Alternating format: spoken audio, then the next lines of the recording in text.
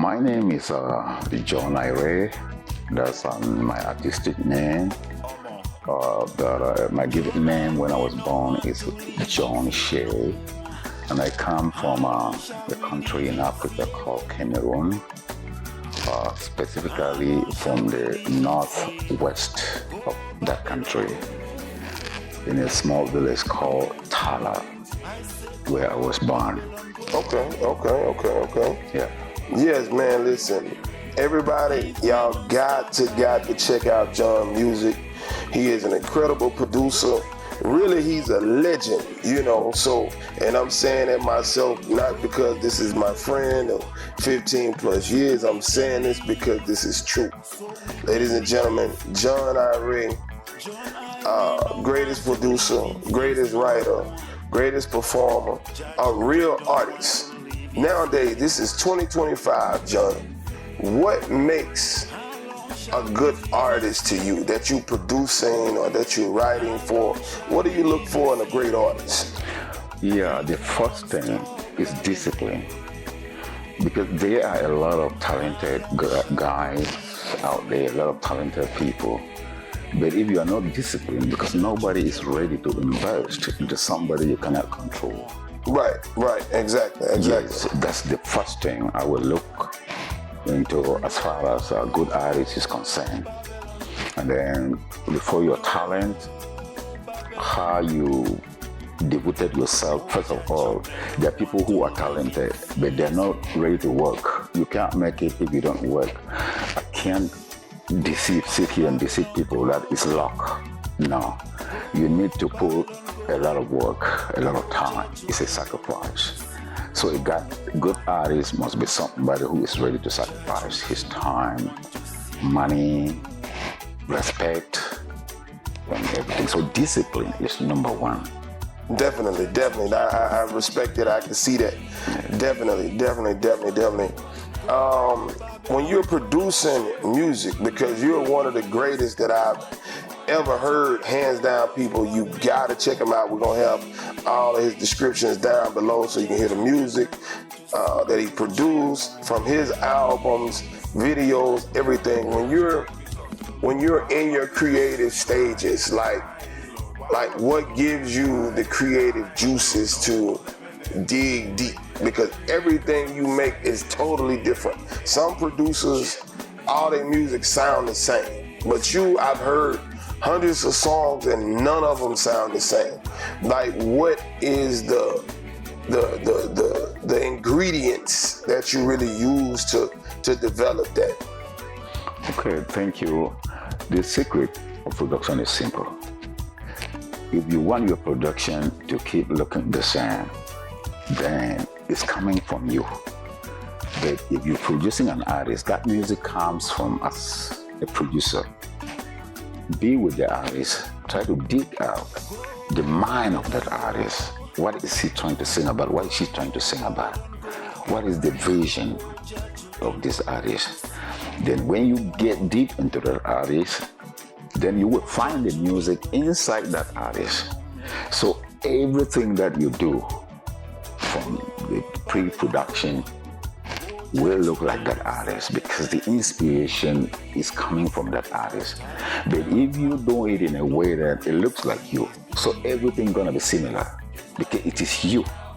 You're not digging into the artist to get, to bring out what is in that artist. That's the way I do it. That's what's up. Yeah. That's a beautiful thing, man. That's a beautiful thing. Give us a little history about, because there's people in the country, outside of the country, that's gonna see this, watch this, and they're gonna want to know. Like when a lot of people look at just African artists or Jamaican artists, like a lot of people don't really understand the difference. Give us a kind of a difference of the different genres of music that comes from Africa. Oh yeah, it's a good one out there. It's a good one right there. Yes, basically today, most people know about Africa, about Afrobeat. Okay, Afrobeat is a combination of Afro, black music is, that name is originated from just what the black people have been doing as far as music is concerned. So they call it Afro. But when you go back to Africa, okay, you have the Zulu music of South Africa, the Zulu people, that today, the present day, they call it Amapiano, which is making waves even here in the US. Then you have people from like mostly West Africa. They have a kind of music called high life, and this high life is a lot of influence, has given a lot of influence into the Afro music, Afro beats. It's called high life, which is being played mostly by, it originated from Ghana, I think, first, and then Nigerian people, and then it spread mostly across West Africa and East Africa. Then you have what they call typic music. Basically, it calls typical music. And Africans have a name, they call it the Congo Afro. Congo Afro has different branches of it. You have the rumba, like artists like from Congo, like Koffi Olomide, that a lot of young people like today. But the king of that rumba was called Franco. He was one of the most popular musicians in Africa. He passed away. May his soul rest in peace. Yeah, rest in peace. Rest in peace. Then you have the Makusa of Cameroon. And the king of this Makusa, he was called Manu Dibango. You must have heard about him, but I don't know him. Let me tell you a little about him. If you hear this song from Michael Jackson, that song was made by Manu Dibango of Cameroon. That song was born Makusa. That kind of music is called Makusa. And Manu Dibango is kind of like the person who brought it to the world. And then when he did that in his song, I think the king of pop, Michael Jackson, may his soul rest in peace too. Yes, got it, and then made a song which was everywhere in the world. So it came from Makusa. That kind of music is played by people, by Cameroonians. Cameroon is in between West Africa and Central Africa. It's a country, it's a bilingual country with two languages, English and French, from the colonial masters. I mean, a lot of colonial masters came into Africa and colonized the people, gave them the language, like they speak French and English. So basically, in the eastern part of Cameroon, you have another kind of music called Bikusi. Mm-hmm. Yes, this Bikusi is another kind of, it's kind of folkloric music. And it's being done by people from the central region, the south, the southern part of Cameroon, let's say the central, maybe the eastern part, we call it Bikusi. And then when you go to the northwest of Cameroon, they have the kind of folkloric music which is called Njang. Njang is a typical music. And these people from this region, they are from the Tika tribe. They came from the Tika. Most of the African Americans have found their DNA that the origin is from this Tika tribe, like Winnie with like Oprah. Mm-hmm. Yes, or her DNA dictates she is from that Tika. And this great artist, Erykah Badu. Mm-hmm. Okay. Then you have from the western province or region of that country, you have the Benskin, or normally you can call it the Mangabo or something like that. Mm-hmm. And one of the guys that is like the king of that music is the one, his song inspired James Brown. When James Brown visited Cameroon, he met this guy. He's a blind guy called Talandre. And then James Brown inspired from his song and made a hit the whole world with that song. So Cameroon is one of Quincy Jones said it. I heard from his mouth. He said he's one of the country in the world that is having one of the most talented artists. Like Richard Bonner, he's from Cameroon. He's well known in the U.S. He's based in New York. They call him Richard Bonner. He's from Cameroon. So basically, I think as I talked about the Zulu music of South Africa, the high life of Nigeria and Ghana, you have like Fela Ransom. He is the king of Afrobeats from Nigeria, and Afrobeat, like I said, is from high life music. And then you have the Igbos. They have their own kind, and the Yoruba, they have their own kind of rhythms. But basically, Africa is one. When you dig deep into the rhythm, you see that's all the same thing, and the dance steps and everything is the same thing because it's one people. Right. Yeah. That's some very, very deep information right there. That's very, very deep information. Yeah. So, if an artist want to come record with you, produce with you, or whatever the case may be, how can they get in touch with you? Give them your social media. Okay, you can check me on www.instagram/JohnIRay, www.facebook.com/JohnIRay. Anything /JohnIRay, you will find me. Anything, Google whatever you put JohnIRay, you get me. Okay. Is there any special projects that you're working on now or that you got coming up in the future you want everybody to check out? Yes, I have. There's this. The last project I just did is it's a tribe from Cameroon called the Kom people. Why these Kom people, they're significant, especially in the United States, and I will tell you why, because they have a little history that is very important to share. This they had a piece of wood, something that was carved in form of a human out of a wood, a lock, wood block, or I might call it that way. And then that thing was stolen from Africa. The buffalo soldier was stolen from Africa and then sold to the museum in America. Wow. Yes. And then this thing stayed in the museum and performed miracles. At night, all the rest of the things in the museum will be down. In the morning, only that piece of wood is standing up. So they started wondering what was going on with this piece of wood.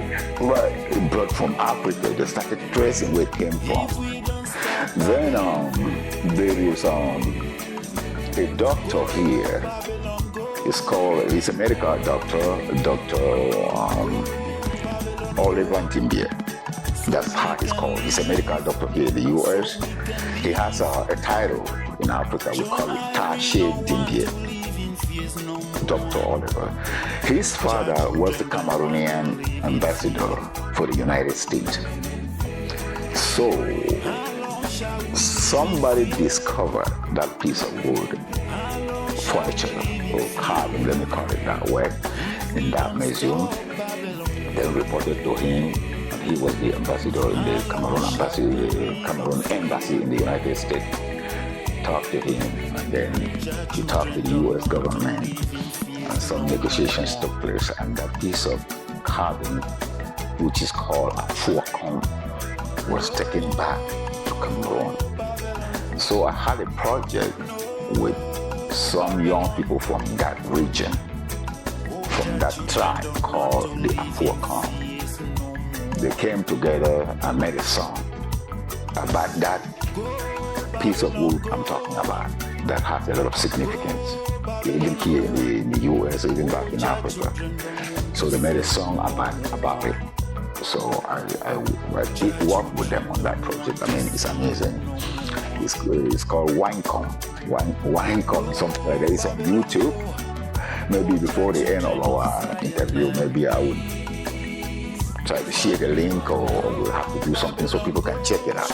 Right, And right. the guy, the young man that initiated this project is called Martin Tomo, and he is the CEO of a music label called the Botan Records.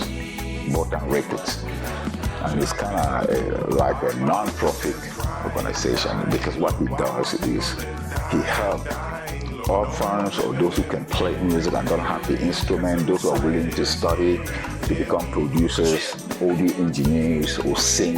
He will help you. They will help you either financially or with the equipment, musical equipment, studio, guitars. They've done stuff like that, and I'm part of it. You know, I'm like a mentor to the guy. Right. So that project was, it was a nice project. There were 6 artists that I worked with them on that project, and they came out so good. And now I'm working on a song for an artist called Tina Mwale. She is still from that tribe. She is the granddaughter of Nchinabo II, one of the ruler, the kings that ruled that tribe called the Kong. Yes, so she's working on a project which we are almost through with it. She's working on an EP, which is made up of reggae music with typical African music. Yes. And there are a lot of other guys that I'm working with them, still under the pop, so we're still working on the beats. Yeah, so, yeah. That's good. That's definitely good. What advice do you have for an artist or producer that's young or older, or I won't say old, I say seasoned, that things hadn't happened for them as fast as they would like? But they're very talented, they're very passionate. Give them some insight on how do you feel like they should handle certain things that's not moving as fast as they would like for things to move. Thank you. That's a good question right there. First of all, patience is the key. Music is so spiritual. It does not just come the way you want. When you start music and you go to the studio, you are excited, you make a song. In your mind, it's like, that song gonna blow out the next day. That's the first instinct you have. This song is gonna blow, it's the biggest song. So that's why I'm talking about patience. You have to have enough patience. It doesn't come in a day. You have to be consistent. Don't just make a beat or produce one artist or make one song and sit down there and expect magic to happen or manners to come from heaven. And you must be in your mind that it needs a lot of finances. Those are the challenges.